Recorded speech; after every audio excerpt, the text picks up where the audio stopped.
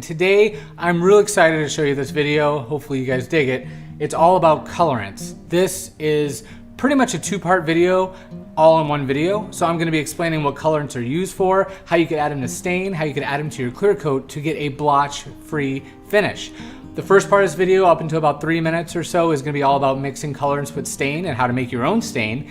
And then after the 3-minute mark to the rest of the video is gonna be about adding colorants to your clear coat to get the ultimate finish. So today we're gonna be talking about colorant. Colorant is the backbone of everything. Colorant is in the stain that you buy from the store. So you can pretty much use colorants in a variety of ways. This is colorant, this is stain. So now say this stain, which is a walnut, I believe, American walnut. Now say this stain wasn't quite dark enough, but I don't want to go to, a different version of their stain because there's too much red in it, or, not enough brown in it, or too much yellow in it. You can buy colorant, which is basically the tinting when you go to the big box stores or whatnot, and they make your paint colors there for you, and sometimes they'll make stain colors there for you, and they pull this little lever and they type on their computer, and then they start injecting all these little fluids inside the paint to change the color. That is what colorant is. It's not that expensive. I actually have it linked down below. Amazon even has it, which is blew my mind because I would have to buy this stuff from industrial places, but now with Amazon, boom. The funny part is I haven't had bicolorant in quite some time because these little quarts are, I think they're quarts, yeah, 1 US quart, 32 ounces. They last a lifetime, and I believe they're like $30 a quart.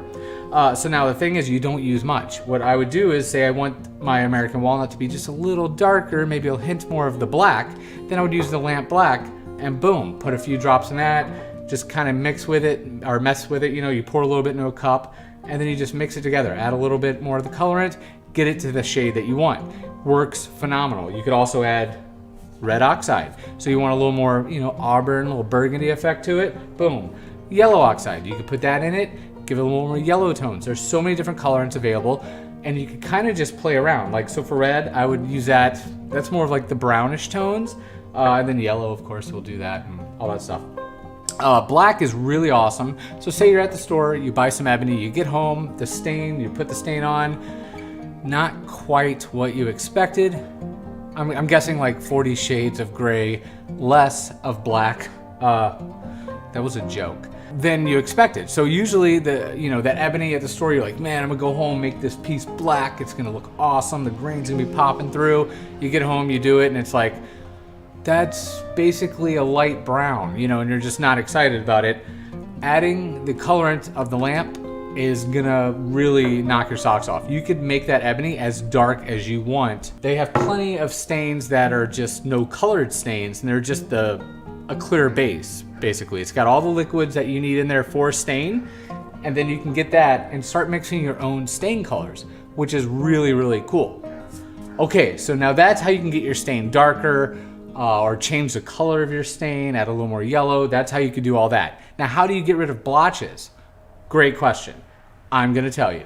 So here's the deal. What I normally do, I have kind of like a formula in my head. It's not written down. There's no exact science to finishing. And if you find it, please let me know and send that to Doing It With Jason, P.O. Box. So when you're applying your finish, generally to get a perfect finish, you're gonna wanna be using a spray gun. So I have a spray set up that I have, you can use any kind of company, Graco, airless, air assisted airless. There's so many different videos on that. You can watch those from other YouTubers. So here's the deal. Say I want the piece to look like this. This is what I want. Beautiful, deep brown, lovely wood finish. Very smooth, very even. Now, I want that in my piece. So what I'm gonna do is get that exact color, but go a few shades lighter. And depending on how good you spray, depending on how good your stain is applying ahead of time, is how many shades lighter you're gonna go with your stain. So say your piece is coming out blotchy, your sample piece just looks horrible. Like, dude, there's no way this stain is gonna look good. Can't even put a finish on it. It just looks like bubble gum everywhere, blah, blah, blah. What you're gonna do is go quite a few shades lighter with your stain. So you're gonna tone your stain, get a stain that's much lighter, same idea of what the final idea is or the final color you're going for. and then you tint your clear coat. So these colorants not only work with stain, they also work with lacquers, catalyzed lacquers. So I use this 2-part urethane now a lot of the times that I spray on. I've got, I think, 3.5 to 4 hours to spray it on after I mix the 1-part to 2-part formula, and then it just starts gelling up my gun. Got to get it out of there, got to clear it up.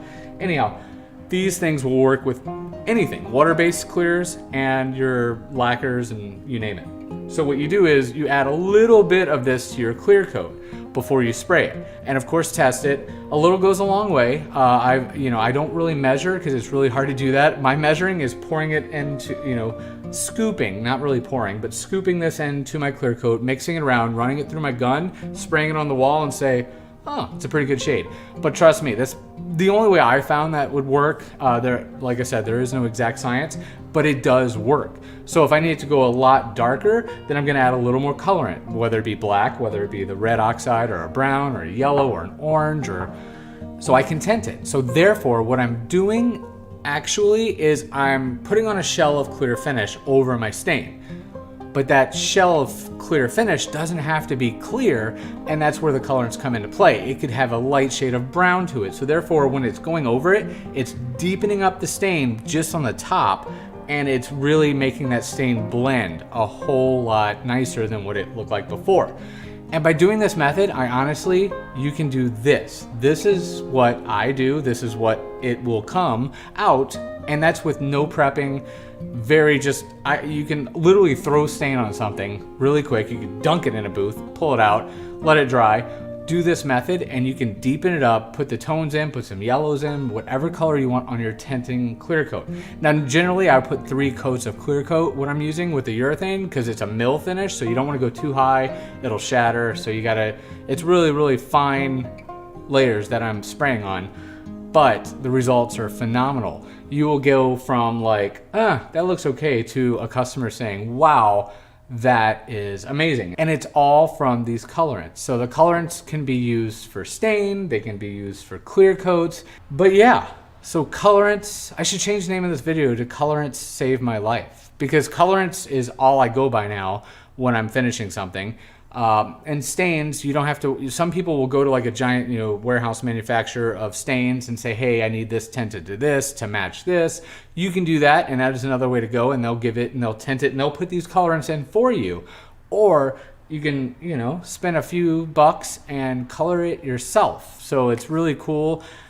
I don't know why I said self, like that was weird, but it's really cool. It's really fun. And let me know what you think in the comments down below if you have any questions or what have you done in the past. And yeah, we will see you next time. Thank you for watching.